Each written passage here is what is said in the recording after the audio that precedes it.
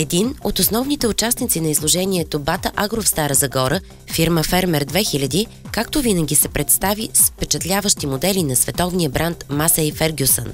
Централно място на щанда на компанията заемаше царствения модел 8690, носител на отличието трактор на годината, а до него беше представен още един призьор – Масей Фергюсън 7622, удостоен с престижна награда за дизайн. И нямаше как министър Мирослав Найденов при своята обиколка на изложението да не бъде заинтригуван от най-накръждаваната марка в световен мащаб.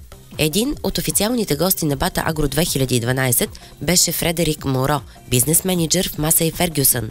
Той изрази удовлетворението си, че българските фермери все повече търсят тези нови модели.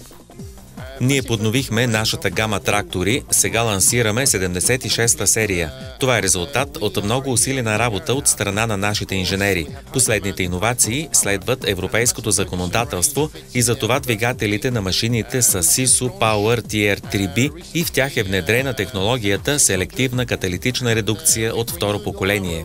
Ние се радваме, че брандът се представя много силно навсякъде в Европа. Много е впечатляващо, че всички тези фермери идват да видят нашите продукти, което е много позитивно за земеделието в България. С Фермер 2000 имаме отлично сътрудничество в продължение на 20 години. Пазарът расте, а във вашата страна има големи стопанства, професионални фермери. Нашата цел е да им доставяме правилните машини, от които те се нуждаят, за да разширяват бизнеса си.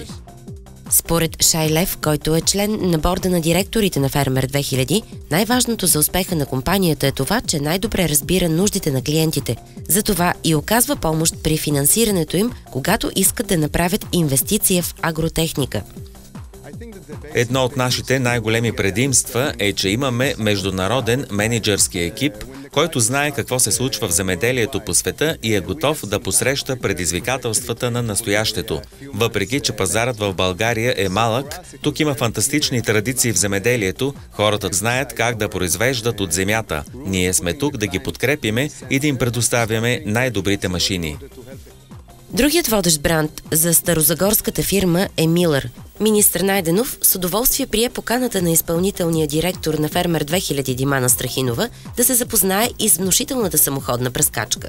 Специално за зрителите на AgroBG, Рой Басет, който е директор по експорта в американската компания Милър, разказа, че машината е с работен захват от 36 метра, а управлението й е много гладко. Рамената са пред очите на оператора, а той може да следи как върви пръскането, без да се обръща назад или настрани. Според Рой Басет, най-голямото предимство на машината е нейният клиренс от 1,80 метра, позволяващ и по-късно влизане в полетата с земеделските култури, без нанасене на повреди по растенията.